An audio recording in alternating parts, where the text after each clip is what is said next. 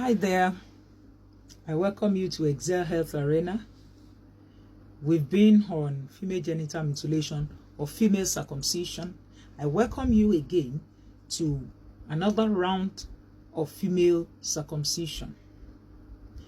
And I was just talking about the complications of female genital mutilation, FGM, or female circumcision.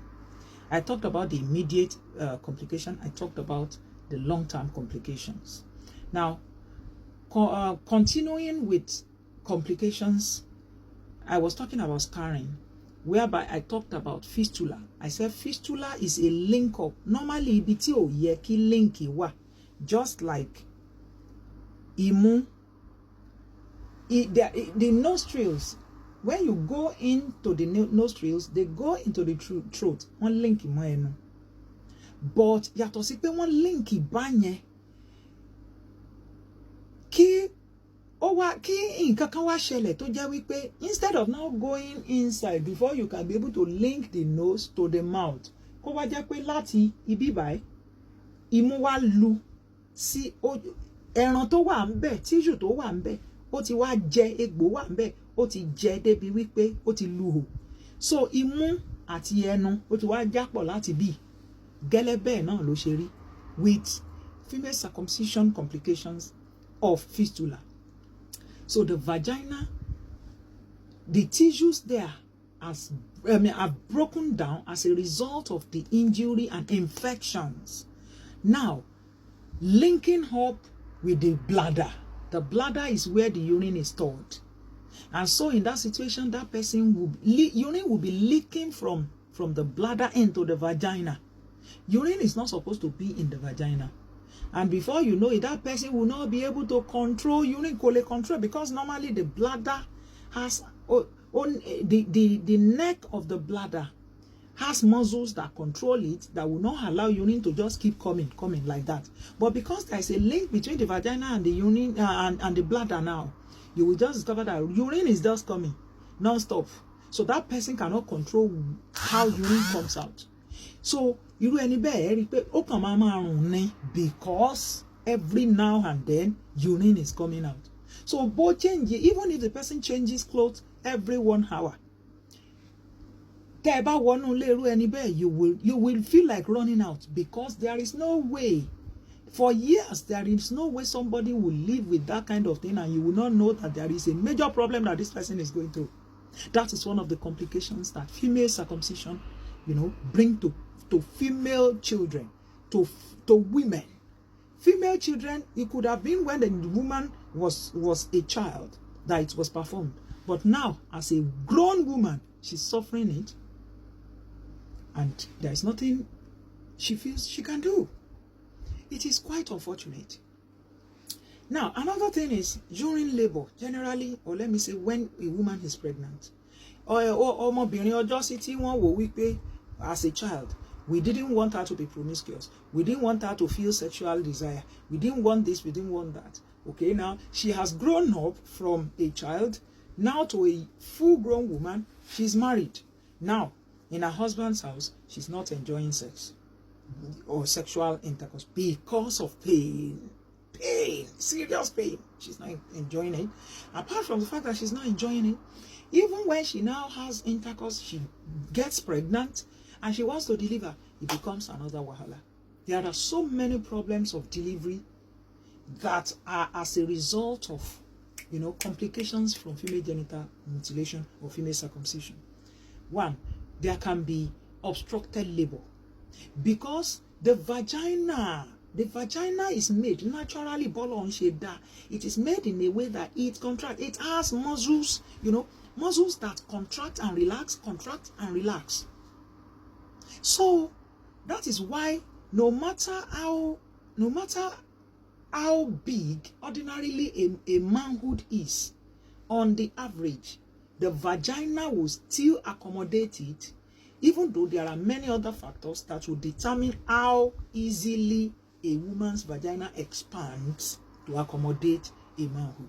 Now, because of scarring, it has been caught, and even sometimes in case there was an infection, that migrated and made all the tissues of the vagina, the orifice, to degenerate or break down. At the end of the day, even if it healed as at that time, it has formed a scar. The vagina finds it difficult to expand, to contract.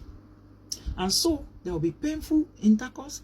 Apart from that, there will be serious pain, too much pain during labor. Apart from that, there will be obstructed labor because the vagina cannot expand. So the child finds it difficult to come out of the place because it does not follow the law of nature again for it to expand and allow the baby to pass. Can you see that the havoc, the problem that is caused a woman as a result of female circumcision is more than what they think has been the benefit or will be the benefit if they do it in the first place? There could be uterine inertia. Inertia means non-contraction. Uterus also could be rigid or could reduce in elasticity. Uterus, that's the womb, also has muscles that make it to expand, and contract. Contraction of uterus or the womb is what brings about labor pain. When we say a woman is in labor, the muscles, the lining of the womb is contracting and relaxing, contracting, relaxing. And that is following the law of nature to be able to stimulate and push the baby out. That is the reason why labor happens. So in a situation like this, uterus may not contract well because scarring is all over the uterus or the uterine muscles and the uterine linings generally. That's another one. There could be rupture in the process. When your uterus continues to contract, there are people that, because of the circumcision, that is happening to them, but they don't really know that is happening to them. So when they fall in labor and labor is obstructed, or even if labor is not obstructed, they just discover that uterus is not contracting very well. Ọ̀pọ̀lọpọ̀ obìnrin tún máa ń lọ sí ọ̀dọ̀ quacks. I've said it before when I was talking about maternal mortality. When women are supposed to go to registered non-hospitals, registered hospitals where they have qualified personnel to take care of them in pregnancy and in labor. So many a times, they may say, because we don't have enough money, and before you know it, that person, there will not even be enough history for them to know that female circumcision that the woman has had several years ago can have effect on the contractility of the uterus in a way such that at the end of the day, they may even give drugs, injections that would one augment labor, one induce labor. That is why you know kì í ṣe gbogbo èèyàn ni wọ́n lè induce labor ẹ̀, kì í ṣe gbogbo obìnrin ni wọ́n lè augment labor ẹ̀. Wọ́n ní ẹgbẹ́ pitocin sókè fún kí ló wà ń bẹ̀ yóò jáde nísìn kí ni pápápá nísìn tá a bá fi máa rí 1 hour sí 2 hours nísìn yóò bímọ. And at the end of the day, pitocin ó máa ṣiṣẹ́ tiẹ̀ yóò máa force uterus láti contract. In the process, uterus yóò yá.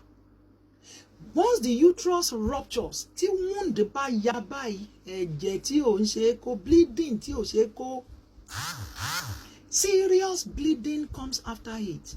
Tó jẹ́ pé tí obìnrin náà bá survive ẹ̀, Ọlọ́run lẹ́mí ẹ̀ lò. That is why sometimes you just see that women come with ruptured uterus. Ibi tí wọ́n ti ń gbé ruptured uterus bọ̀, they may not really be able to associate, add 1 + 2 and think of what is the possible reason why this is happening. This is one of the reasons. You can see that female genital mutilation has a lot of problems, a lot of complications. And that is why it must be eradicated. It is not good enough. Impacted fetus, sometimes the child will even be impacted. Because your womb will contract,